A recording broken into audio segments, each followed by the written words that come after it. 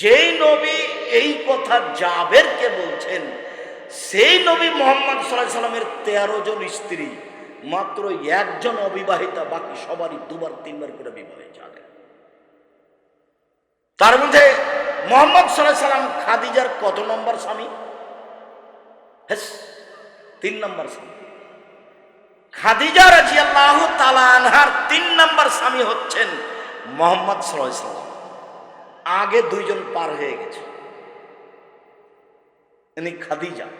আমি বিভিন্ন সময়ে বলেছি যে আয়েশা সবচেয়ে দামি মহিলা পৃথিবীতে।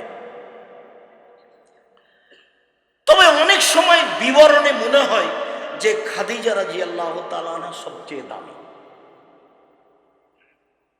কিভাবে আমি আয়েশাকে সবচেয়ে দামি বলেছি? রাসূল সাল্লাল্লাহু আলাইহি সাল্লাম বলছেন, কামুলা মিনার রিজালি কাসীর ওয়া লাম ইয়াকমুল মিনান নিসা ইল্লা সালাসা। বহু পুরুষে বড় বড় জান্নাত পাবে, মহিলাদের মধ্যে বড় জান্নাত পাবে না মাত্র 3 জন। এক, বিনতে ইমরান, ইমরানের মেয়ে মারইয়াম, ঈসা আলাইহিস সালামের মা। 3, ইমরাতু ফিরাউন, আসিয়া, ফেরাউনের স্ত্রী আসিয়া। 4, এবার ভাষা পরিবর্তন করে বলছেন আল্লাহর নবী, ভাষা পরিবর্তন। 3, ফাজলু আয়েশা আলা সাইরিন নিসায়ে কাফাজলি সারিদ আলা সাইরিত তামে।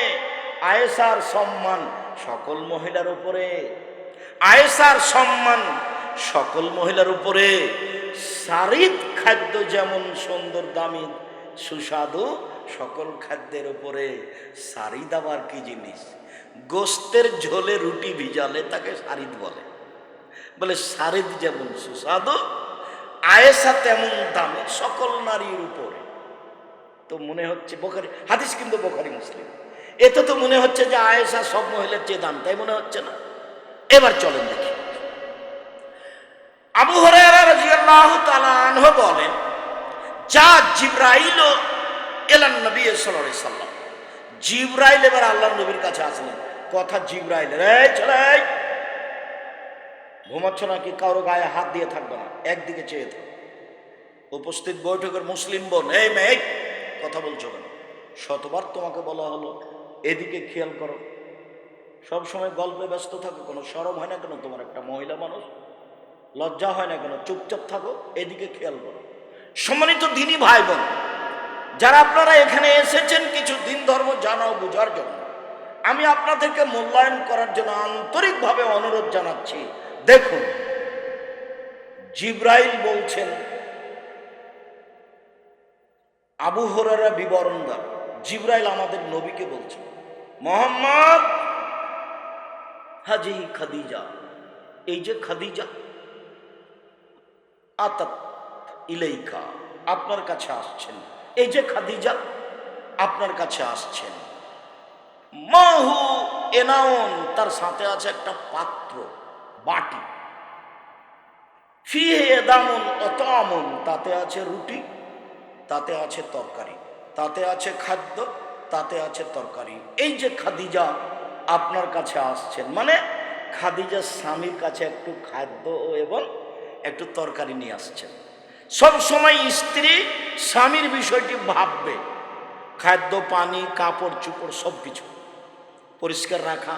সব সময় স্ত্রী স্বামীকে সুন্দর করে গোছগাছ করে রাখার প্রাণপণে চেষ্টা করবে, তার নাম স্ত্রী। তাকে তার দিন ধর্ম নিয়ে ভাববে স্ত্রী, তার খাদ্য পানি নিয়ে ভাববে স্ত্রী, তাকে কি করে দিলে সে খুশি হবে এবং মনের দিক দিয়ে শান্তি তৃপ্তি পাবে, এই নিয়ে ভাববে সবসময় স্ত্রী। দেখুন, খাদিজা একটা বাটি হাতে করে আসছে, যাতে আছে খাদ্য, যাতে আছে তরকারি। ফাইজাআতাত ইলাইকা, শুনেন মুহাম্মদ সাল্লাল্লাহু আলাইহি ওয়াসাল্লাম, জিবরাইল বলছেন কথাগুলি। কে বলছেন? জিবরাইল। খাদিজা যখন আপনার কাছে চলে আসবে, তখন 1 নম্বর কথা, ফাকরা আলাইহা সালাম মিন রাব্বিহা মিন্নি, আপনি তাকে সালাম দেন এই বলে যে, খাদিজা আল্লাহ তোমাকে সালাম দিয়েছে। তারপরে বলবেন, খাদিজা জিবরাইল তোমাকে সালাম দিয়েছে। তারপরে বলবেন, ও বাশশিরহা বিবাইতিন ফিল জান্নাহ,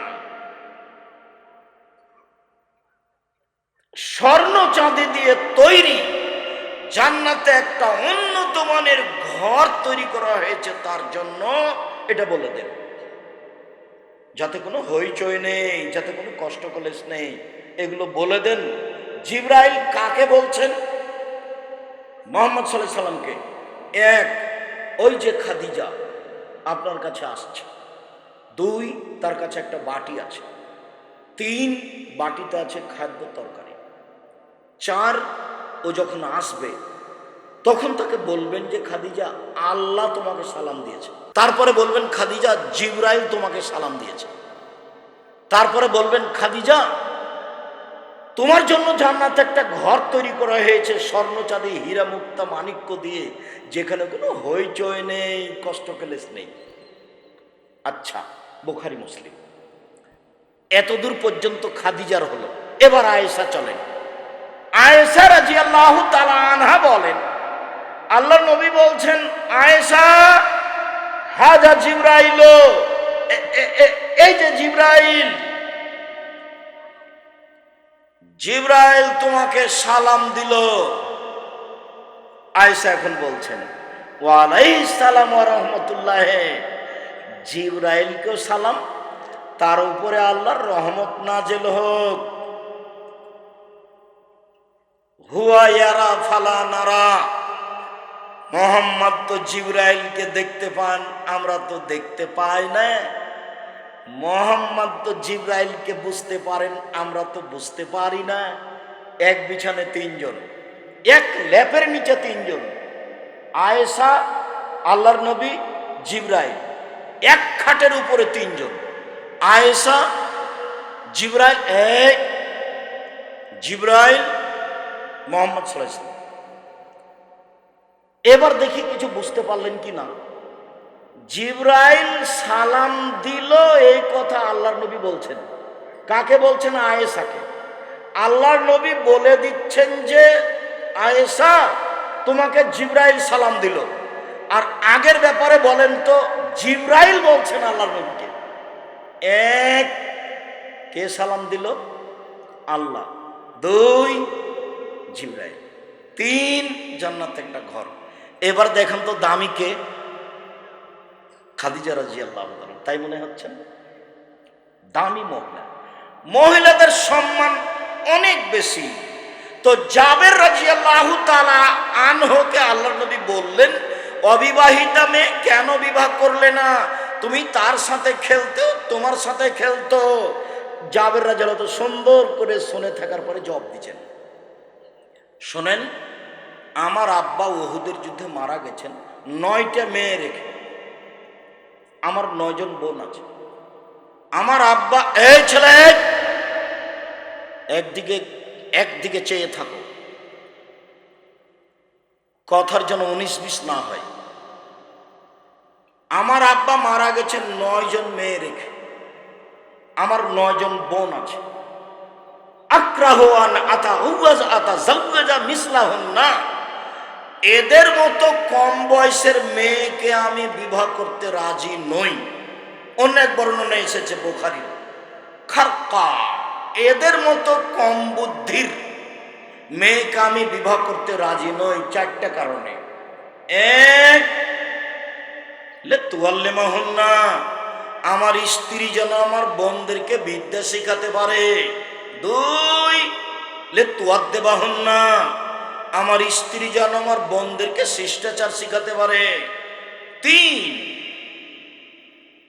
লিতুরাজ্জিলাহুন্না, আমার স্ত্রী যেন আমার বোনদের মাথার চুল চিরুনি করে সাজগোজ করে রাখতে পারে। চার, লিতাকুমা আলাইহিন্না, আমার স্ত্রী যেন আমার বোনদের উপরে পাহারা দিতে পারে। সেই জন্য বেশি বয়সের মেয়ে বিবাহ করেছি। এক, বিদ্যা শিখাবে মা ছেলে মেয়েকে। দুই, শিষ্টাচার শিখাবে মা ছেলে মেয়েকে। তিন, কাপড় চোপড় পরিষ্কার করে সুন্দর করে সাজগোজ করে রাখবে মা ছেলে মেয়ে। চার, ছেলে মেয়েকে পাহারা দিবে মা। তাহলে মা হলো ছেলে মেয়েদের জন্য পাহারাদার, গার্ড, পাহারাদার। সবাই বুঝি পাহারাদার, এ কথা আমি বলিনি, রাসূল সাল্লাল্লাহু আলাইহি ওয়াসাল্লাম বলছেন। হাদিস বুখারী মুসলিম। জাবের রাসূলের সামনে নকল করছে।